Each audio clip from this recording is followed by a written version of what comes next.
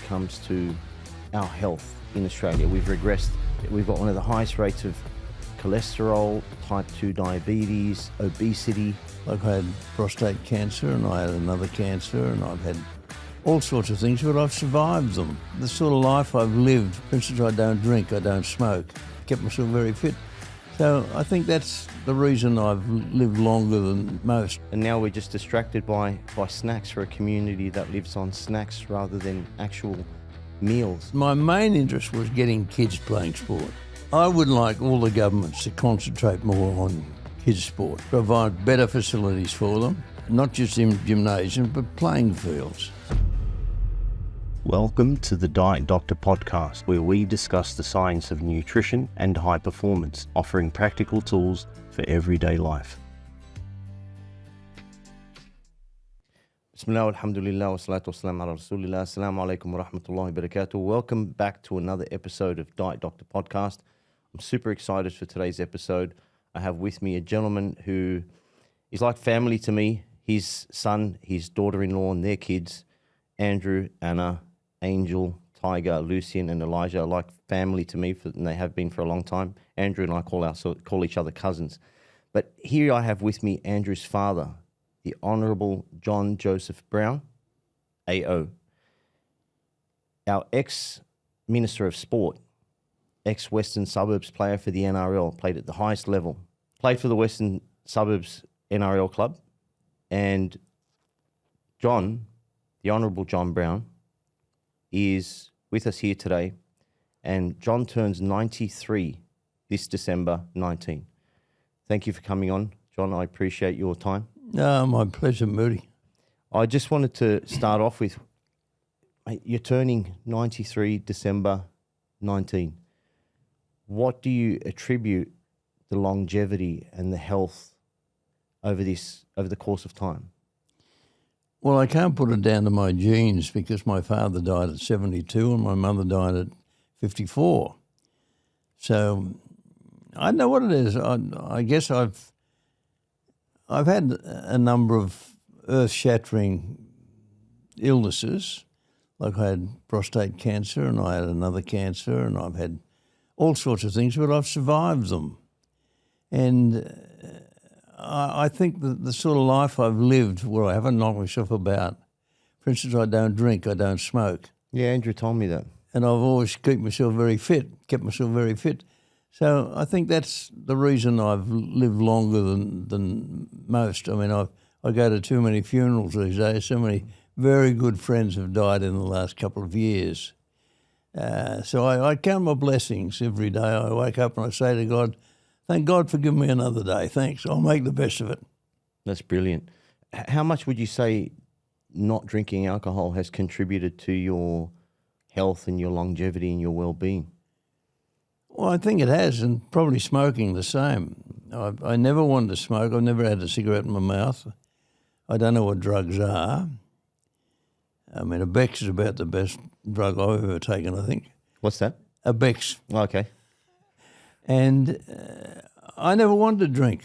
My father loved to drink. So it wasn't barred in the house or anything. Yep. And all those years I played football, I'm captain a lot of those teams. All of them drank. I was a bloke that had to drive the keg back to the pub because I was the only sober one. So you were sober from back then? I've never drunk. Lifelong? I'll have a glass of wine occasionally. That's about the extent of my alcohol. That's interesting. And I've never missed it. And I've never, with all the mates of mine that go to the pub and have 9 or 10 schooners, they've never sort of disparaged me because I don't drink. Just been one of the boys, joined in all the fun in the world, but I just didn't want to get pissed. So there was no peer pressure even back then? No, not even from my mates. They're good mates then, for sure. The culture has changed a lot with rugby league. Have you noticed a shift? Well, from when I played President's Cup for West, that was 49 and 50. I broke my collarbone one year, and I broke my frenum bone over my lip the next year. So I didn't get to play twice on the Sydney Cricket Ground when I wanted to. Oh, that's nasty. But in those days, even the first grade footballers went to work. They weren't full-time like they are now, 24 hours a day, 7 days a week, where they're nothing but train and live and eat football. What did you do for work back then? In that time, I was working at the abattoirs. I was working for a wholesale butcher, and that was 5 a.m. till about midday, and the rest of the time to myself. And I was leading a nice, happy life. I was playing football, I was playing squash, I was playing cricket, I was playing tennis, I was surfing. I was doing everything that the healthy young man should do. It's amazing. And then fast forward a couple of decades, you became Minister of Sport for Australia, and you had this passion for getting the youth involved and introducing things like Kanga Cricket. What made you target the youth in particular when you were Minister? Well, let's go back a step.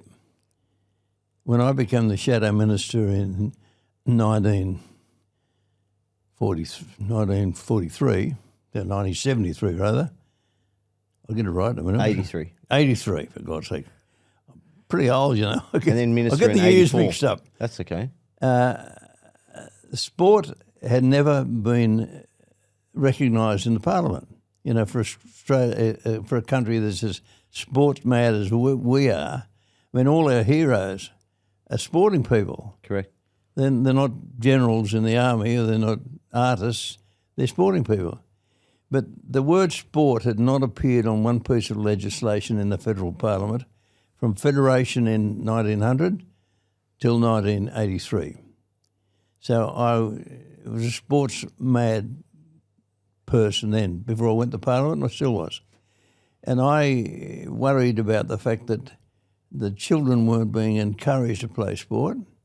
And I was very fortunate to have a Prime Minister, Bob Hawke, arrived in 1984, and Bob and I shared this interest in sport. So we immediately took an interest in sport being part of the curriculum of the Parliament.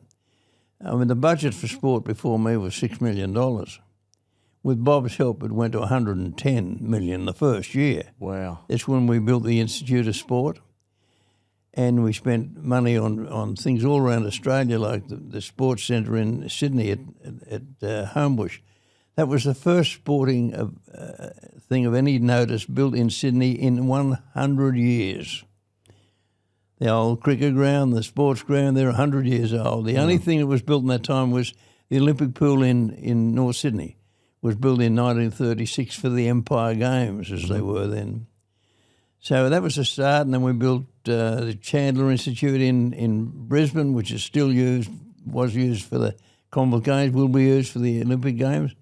A new stand at the Wacker in Melbourne. I built a hockey academy in Perth with the University of West Sydney. I built a cricket academy in Adelaide with the Commonwealth Bank and the South Australian government. I built a velodrome and a new cycling academy in South Australia, a velodrome in Tasmania, a gliding centre in Victoria, and that's when money was spent by the government without any political interference or the sports rorts that have occurred since, where various ministers have wasted money and put in little things that didn't count. I had $32 million. I spent it in dollar for dollar with the states, which became $64 million. Wow. And that revolutionised sport in Australia. It gave it an impetus that it wanted before.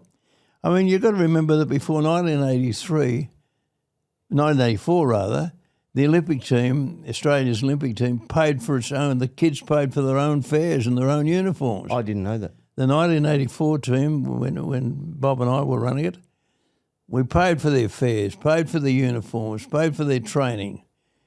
I mean, could you imagine? It took 84 years for Australia, which has been one of the leading Olympic teams in the world.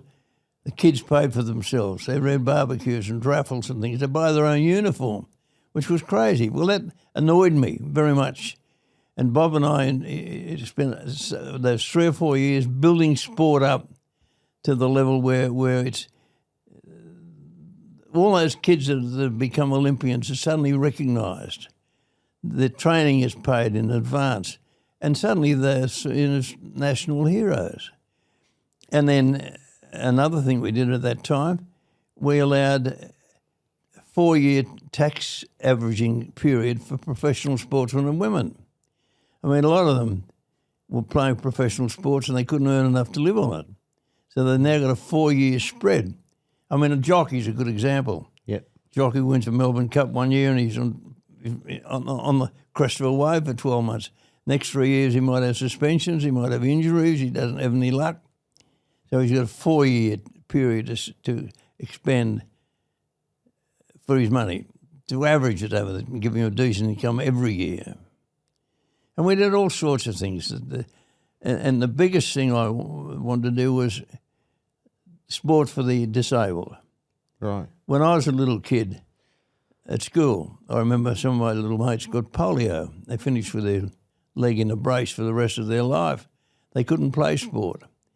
So in 1984, I introduced when I built the Institute of Sport in Canberra, the ground floor was only for disabled people. Wow. Now, that revolutionised it. The other sports weren't very happy about that, and then sort of disabled sport wasn't even recognised. But I set up special schemes for them. In fact, in conjunction with the Victorian government, we had the first Australia Games in Melbourne, where disabled people competed at the same program as able people, which sort of revolutionised it a little bit. And then I got involved with the Wheelchair Sports Association. They didn't have a headquarters, so I managed to raise $2 million in the early 90s. I built one at Homebush that had a pool where you could walk in, you could drive your wheelchair into the pool. We had all sorts of facilities there. It was beautifully done. Well, that's from then gone on to become the New South Wales Wheelchair Sports Association, which does wonderfully. And Olympian and Paralympians are now recognised with the same sort of honour that an Olympian is. So all those things were needed, Moodi. Yeah. I just wanted Australia, as a great sporting nation of the world, to be doing something about it. I can't believe that they had to work, but not only had to work, I had no idea that the Olympic athletes had to pay for their own way. Oh, yes. Right up till 1984. They even had to buy their own blazers. Wow. And we were still performing, Well, we still perform wonderfully. I mean, we're one of the great Olympic nations since 1896. And we're the only country with Greeks that's been at every modern Olympian. It's a remarkable career that you've had, and the imprint that you've left on sporting in Australia is profound. Do you think it's still progressing at the same rate as it was back then when you became minister? Well, things have altered. One of the things I was able to do was able to get tax deductibility for contributions to sport. I mean, before then you could contribute to the Dogs League, anything, any charity you can think of, and you got a tax relief. Never one for sport. But I set up a thing called the Sports Aid Foundation, where contributions to sport are now tax deductible. And it made a hell of a difference to the Olympic movement. And the other thing I did for the Olympic movement, Samaranch, who was the IOC president at the time, was anxious to get Olympic committees in every nation to be involved in commerce, and no one ever did it. But I put through a bill called the Olympic Insignia Bill, which gives the Australian Olympic Committee total marketing rights over the 5 Olympic rings and the motto. Now, we're the first country in the world to do that. And having done that, the Australian Olympic Committee is now the wealthiest IOC in the world. They're totally free of government subsidy. They don't need it anymore. That piece of legislation gave them a commercial basis, which has made them rich, and that's good. So all those sort of things contributed, but my main interest was getting kids playing sport. I was never greatly interested in gold medals. They're wonderful if we win them, but I'm more concerned with all those little kids that couldn't play sport because the thing was against them. I mean, I remember in gymnastics, they got the gymnastics organisation to lower the level of the jumping horses, Right. so little kids didn't have to be world-class athletes to enjoy it, Okay. and to broaden the beam on which they do their wonderful operations. And with cricket, I introduced Kanga Cricket. I mean, cricket was when I was a kid, I could play a bit, so it didn't matter. But if you could play, you'd bat all day, and most of the kids would sit under a tree, wonder what the hell they were doing there. Now, Kanga cricket gives every kid 4 or 5 overs of batting and bowling. So they get involved. Now, a percentage of them will go on to play better cricket. But for most of them, it was the first opportunity they had to get on the cricket field with their mates and play. Kanga Cricket made cricket very easily. The only sport they couldn't get to alter was tennis. Now, little kids playing tennis, if they try to hit over the net, they usually hit it over the fence. Correct. All the fun goes out of it. I tried desperately to get the tennis to lower the nets for little kids.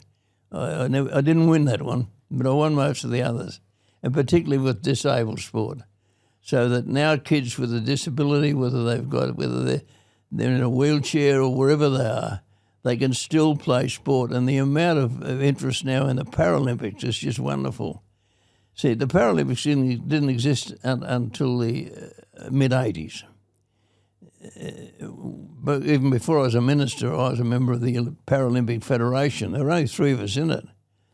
And we were trying to there were no Paralympic Games then, but the hospital in England, I forget the name of it at the moment, they ran the Stoke Mandeville was the name of the hospital, and they ran a thing called the Fespic Games every year where people with disabilities would come to England and compete in a sporting festival. I tried to get that to come to Australia and they had luck, but then the Paralympics formed. And now, of course, the Paralympic Federation is. I think there's more interest in the Paralympic Games than there is in the Olympic Games. I agree. I know I enjoy it more. I mean, those kids with enormous disabilities sitting in wheelchairs or without arms, without legs, and to see those compete and the things that they've managed to do with those disabilities is mind-altering, and it's uplifting for everybody. Really able-bodied people now to see what these people can do. That's correct. Well, they didn't have a life. And you've got people that are in wheelchairs that are more active than the average Australian is now. It's remarkable what you've achieved in that realm. Why do you think we've regressed, though, so much when it comes to our health in Australia? We've regressed.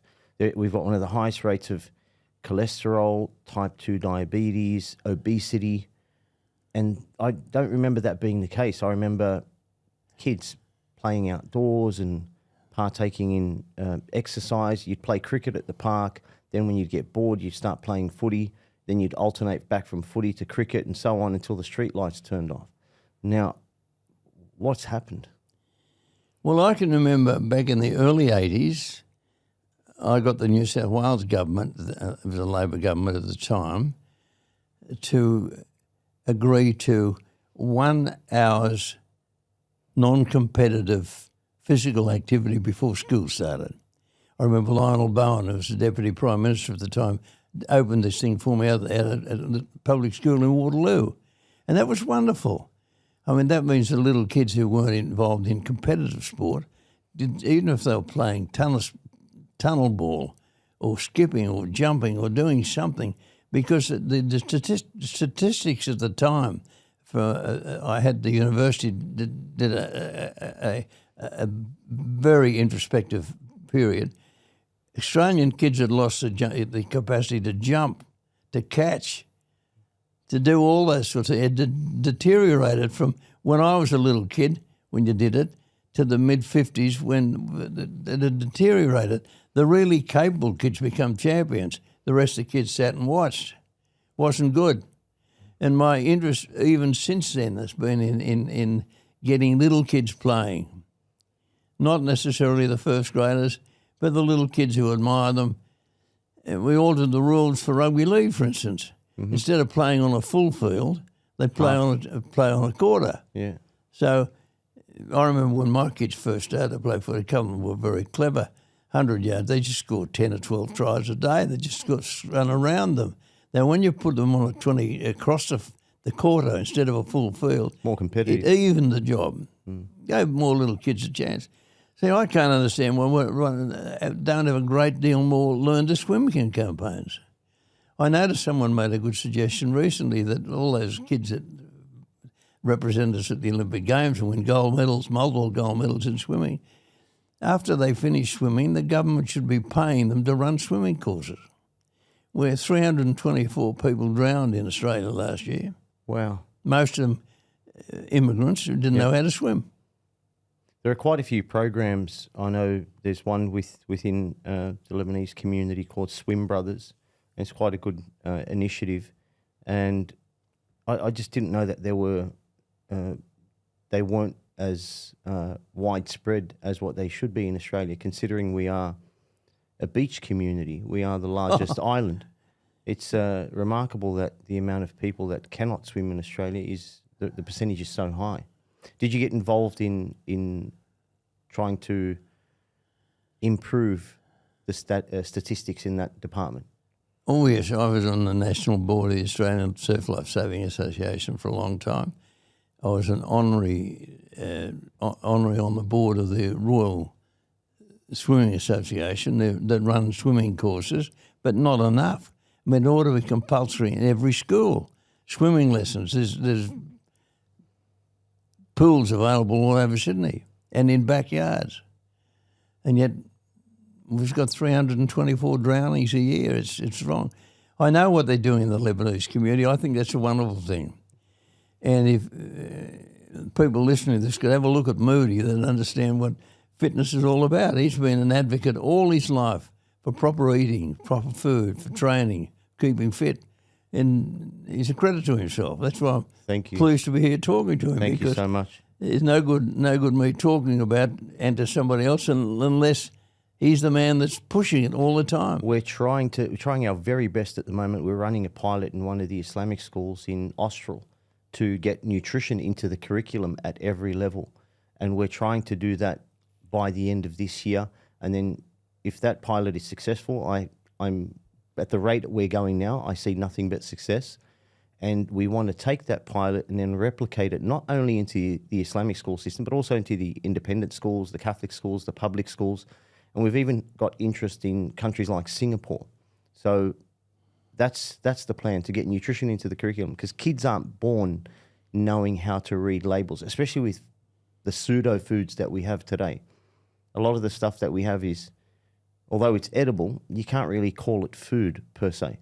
It's not like going up to the farm at the Hawkesbury and having, Anna prepare a meal using nothing but the ingredients in the garden, which she does for us quite often. Well, I grew up with that. Yeah. As a kid in Cabarita. We've just gone through the Depression, Second World War. No one had anything. And I can remember that my family, my 4 sisters and me, my parents, we lived on vegetables. I grew in the backyard. Everything you can imagine. And chooks in the chook yard. So that's one of the reasons I've grown up healthy, I think, the fact that we had good, healthy food as children. Yeah, you couldn't afford to buy crap. That's correct. You couldn't. If you had money, you would be buying things that are good for you, and it was just a no-brainer. And now we're just distracted by snacks for a community that lives on snacks rather than actual meals. And if going back to like eating fruits and vegetables as we did when we were younger, and probably more so for yourself, people these days will not even call a meal if it doesn't have, a large portion or copious amounts of different proteins and meats and chicken and poultry, and it's very, very different to what it used to be. We've moved towards eating meat predominantly and not the fruit and veg. Even the Lebanese community has changed, and not necessarily for the better in that department, because a lot of us when we were younger, we always had fig trees in the back, the kumquats that you have at the farm. We always had fruits that we maintained, and our herbs and everything else was there. It's not the case anymore. Now, I tell you, my kids think it's funny the amount of fruit I eat. yeah, I even just bought locusts. They've got them up at the farm, but up the top of the tree. Went and bought some locusts, or me and my secretary bought a box of locusts for me at the Paddy's markets. I love them. I've always got grapes at home. I've always got bananas. I've always got oranges, mandarins. I eat an enormous amount of food, and I think that's one of the reasons I've stayed healthy, the amount of fruit I've eaten. yeah. Some of the longest living communities have a diet that is rich in fruit, yet we've, especially with the campaigns and all the fad diets that are out now, they've been demonized as being high in sugar. And you got to look at the pros versus the cons. The fiber negates the sugar in fruit, and they have a lot more to offer than the detriments that there are. I know that there are some luxury fruits like the mango, for instance. You wouldn't sit at home watching TV eating mango after mango. But no, I drink mango juice. yeah, instead, easier to digest. But they're rich in fibre. The fibre negates the sugar content. You've got a spectrum of vitamins, minerals, antioxidants, phytonutrients. So they've got a lot more to offer. Were you eating that way even when you were minister? Oh, yes. Yeah, with your busy schedule. Yeah. That's brilliant. Although I did eat too many meat pies, I've got to say. Is that your When you is that start your at 7 Achilles in the, heel? start at 7 in the morning, you don't have breakfast. And for lunch, you have something very quickly because you know question time's coming and you've got to be on your best. So then we'd finish about midnight sometimes, and my staff used to laugh at me. I used to have a chocolate milkshake and a pie. It wasn't the healthiest food in the world, and I'm not proud of it. But my diet these days, since I've retired from the Parliament, Yep. is much better. A lot of fruit, not too much meat, although I grew up in the meat business. And I don't eat a lot of meat. Have you noticed a difference since you worked in the abattoir with the type of meat that we eat today? Well, I was a pioneer of pork. You know, I, in line with another person, developed new fashioned pork. I mean, people used to eat ham once a year at Christmas time, and pork was a sort of luxury thing. And it coincided with a drought in America, where suddenly all Australia's beef was going to America, and the price of beef and lamb in Australia went sky high. Well, then, in conjunction with some other people, I introduced new fashioned pork, which instead of a 60-pound pig, it's a 60-kilogram pig now. Yeah. People eat a lot more pork. And I can't believe when I look in the butcher shop window and see beef at $50 a kilo and pork at $20. I can't believe it. Yeah, it used to be the other way bacon's around. the cheapest meat in the world. Yeah, used to be the other way around. Now, juggling, what advice would you give to somebody who, wants to be progressive in in the world of being public servitude, and is juggling a family and is trying to make so much progress and be so progressive in their field, like your field being sporting in Australia, especially for the youth and the disabled? How did you juggle it all? Well, I think that most politicians are maligned. I know that in order to go to Canberra, you've got to give up your family. You're away 5 days a week. And when I was a busy minister, there were very few weekends that I spent at home. So I missed a lot of that. But all I can say to parents is these days, get their kids doing something early. Get them doing something sporting.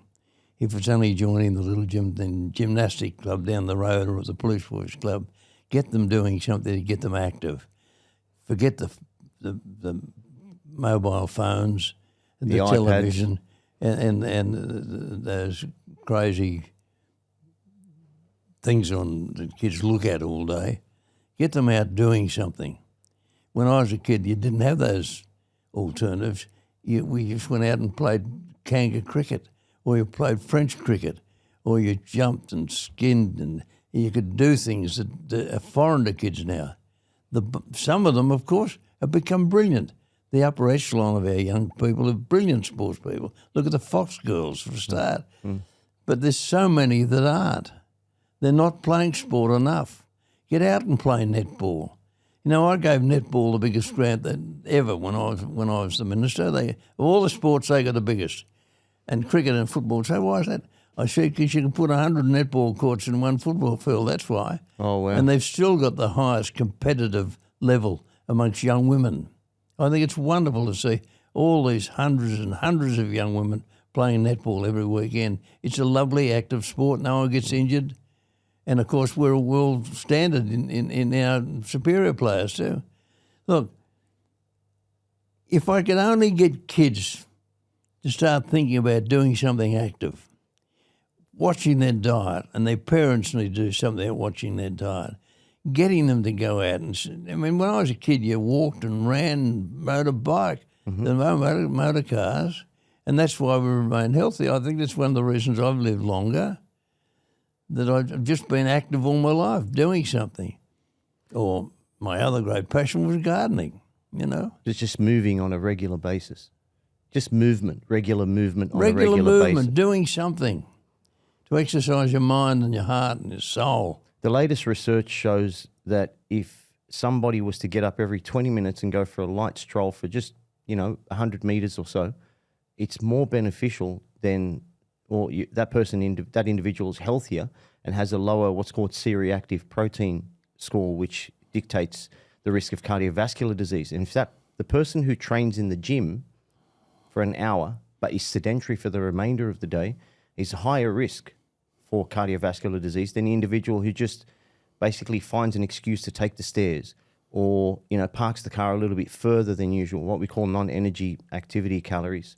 So just movement throughout the day. So you've focused on that Can quite I a bit. make you the Minister for Sport, Moodi? Let's do it. Let's do it, John.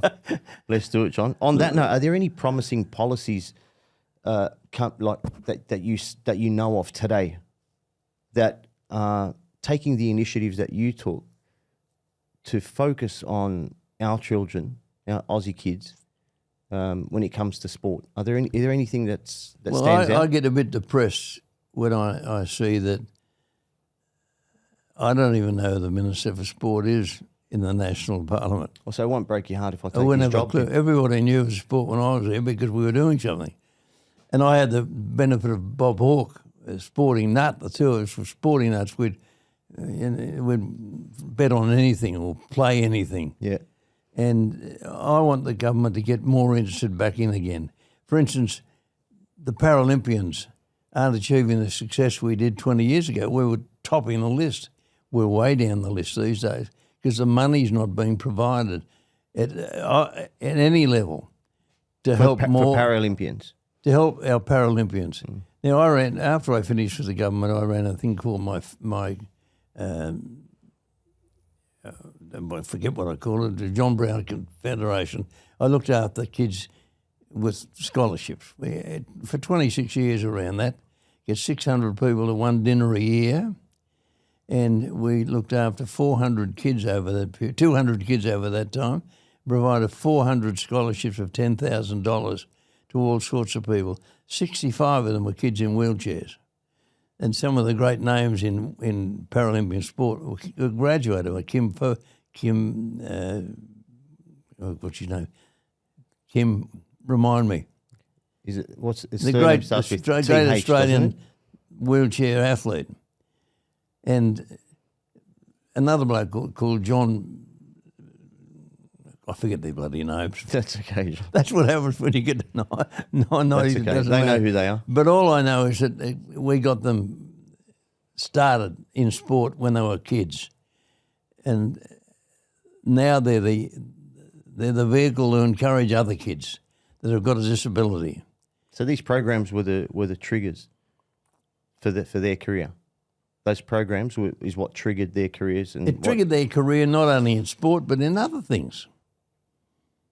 I mean, you find people in wheelchairs doing all sorts of wonderful things these days. So they could. But there's always a chance they're going to be that way.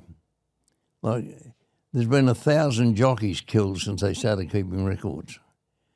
And even in Sydney in the last 12 months, we've had 3 finished in wheelchairs. Wow. So there's always that risk in those sorts of sport. And occasionally you see rugby league players, those too. But the great bulk of kids at the bottom level that are out there training and playing, they're fulfilling what God's given them right to do. They're young, they're fit, they're able, they can do something and lead a good, clean life. Yeah, in and my thank God you're here, mate, preaching this. Yeah, that's the plan. In our tradition, we say, there's a saying in Arabic by the Prophet Muhammad, peace be upon him, he said, Inna li badanaka alayka haqq. Your body has a right upon you, so you have to put it to use, otherwise it'll testify either for you or against you. When it comes to your lifetime experience in sport and public service, what advice would you give to either the up-and-coming athlete or, people that are involved in policy making at the moment? I would like all the governments to concentrate more on kids' sport. So unity. Provide better facilities for them. Not just in gymnasium, but playing fields. I mean, I noticed with disdain a couple of years ago when the federal government at the time ran these sporting contributions, and I found $5,000 going to the Mossman Rowing Club, $5 million to the Palm Beach Bowling Club, Golf Club, put in a new parking area. Kids out in the western suburbs need better grounds to play on. They need turf to play on. They need jumping pits available. They need more pools. They need more gyms where they can go and just get fit. That's what governments ought to be doing. Reduce the amount of money we're spending on very expensive football clubs, like about $8 million for the thing in these suburbs. I mean, I was guilty of building one in Parramatta way back, the first Parramatta Stadium that I built in 1986 was a revelation at the time, the first rectangular football field. Well, of course, it's gone and been replaced by a better one. But the amount of money that we're spending on lavish sporting facilities for the upper echelon annoys me. Put a lot more of it into building little suburban grounds. Yeah, it's got to be addressed. The issue has to be addressed at a grassroots level. That's where it ought to be. Get kids healthy. I mean, kids aren't as healthy now as they were when I was a little kid. I think in the 80s when Bob and I were very active in promoting sport at every level, I think kids got fit for a while. But I don't hear anything from I don't feel the sport gets a prominent cover in political circles as it does then. It has regressed quite a bit. I remember I was in the gym once and I jumped on a phone call to go live on Triple M, and they had given me the sad news that a child, 8 years of age, weighed 80 kilos, had just passed away in his sleep from not enough oxygen going into his brain. His 80 kilos doesn't sound like a lot, but it is for an 80-year-old. The skeletal structure and the body weight are not commensurate. So when I heard that, I don't even know why, but my initial reaction, because I don't think this is Australia, is what country? And they said, what are you talking about, Moodi? Go somewhere quiet so we can get you on the air live. This is in Mount Druitt. But my initial reaction was, in what country? Because I never thought in my wildest imagination that that's where we would end up, based on the amount of sports that we used to play as kids. I remember being at Chilora Public School in grade 2 or 3, and I was really dumbfounded when I saw Terry Lamb at the time, the captain for the Bulldogs, doing the garbage run.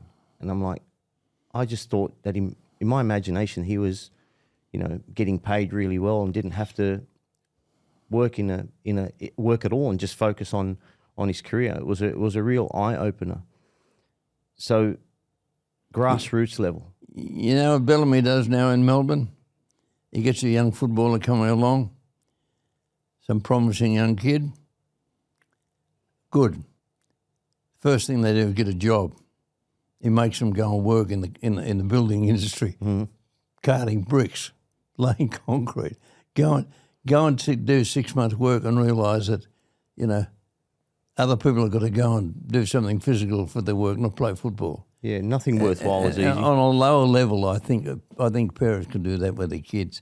Get their kids out walking, running, swimming, playing tennis at the lower level. Enjoy it. Sport is such an enjoyable thing.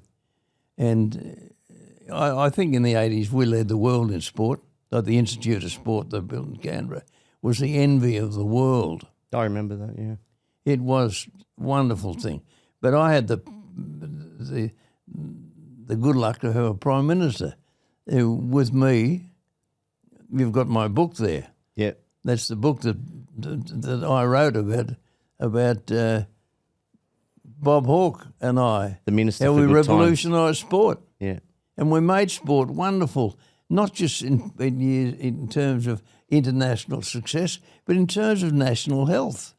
Getting people active, getting them up off their butts, running, walking, playing tennis, playing golf, swimming, anything. That was the norm. I've noticed the narrative has changed though. If like a lot of people ask when I tell them that I do, I go to the gym 5-6 days a week.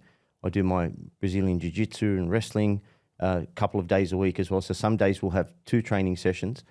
And the first question that people ask is, are you competing anytime soon? So I've noticed that the narrative's changed from sport for fun to now you do a sport or you dedicate a certain percentage of your life to a certain art, only if you're going to be competitive at it. And I don't really like that.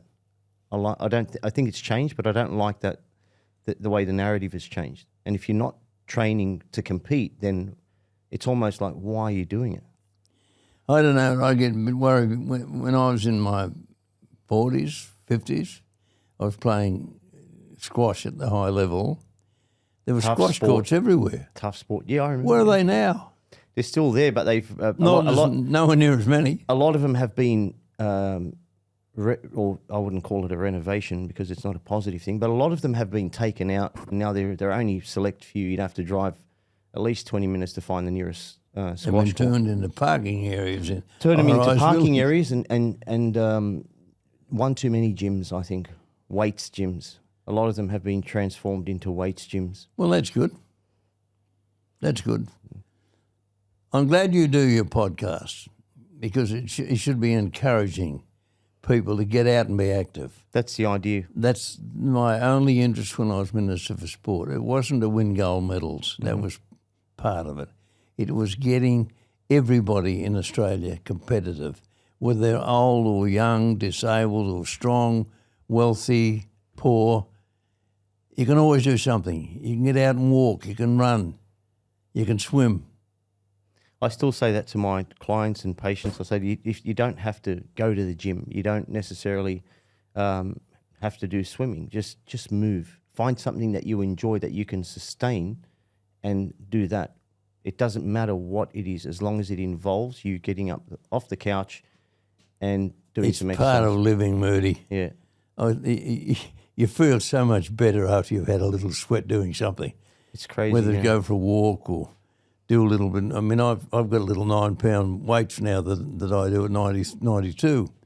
I do some gymnastics every morning, lifting them up here, right there. I do 15 sit-ups.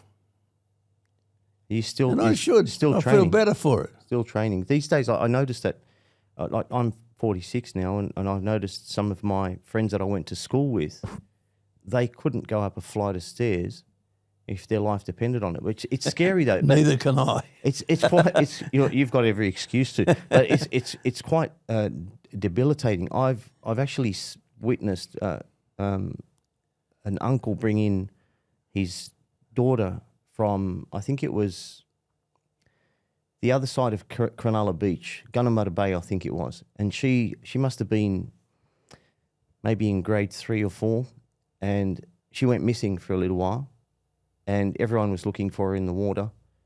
But so many of the community could not go out into a depth that is, beyond yay high. And one of her uncles, I think, stumbled over her as he was walking back and picked her up. She had drowned. So it wasn't just the fact that she couldn't swim. and she wasn't, capable of saving her own life, but neither were the majority of the people that were there that day. So we need to change the narrative in Australia, allow sport to be the reason why we unite for the same reason, the same cause. And different sporting communities need to get together and figure out how we can address this issue of 324 drownings in Australia, for instance. It's unacceptable. Thank you very much for your time today, the Honourable John Joseph Brown, AO. You got to check out his new book called Brownie over here, The Minister for Good Times, by John Brown. And Paul Hogan says about this book, the knockout minister for sport and tourism that put Australia on the map. He was the captain, coach of the team, and an inspiration to all of us, and he still is today. You can get this on www.john-brown.com.au. The link will be up on Spotify, Apple Podcasts, on YouTube, and all the social platforms. Thank you so much again for your time, John. Really appreciate it. You are family to me, and so is your family. Your family is my family, and I look forward to spending some quality time with you again. It's been a pleasure to talk to you, Moodi, because I've admired you for so long.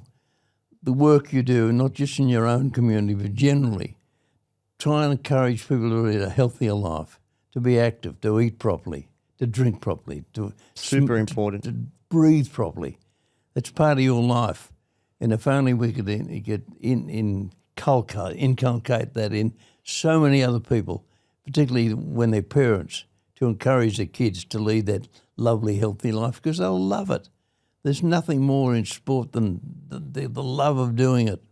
I want to bring you back out of retirement so you can coach me on how we're going to take over this new minister job that I'm going to be headhunting for.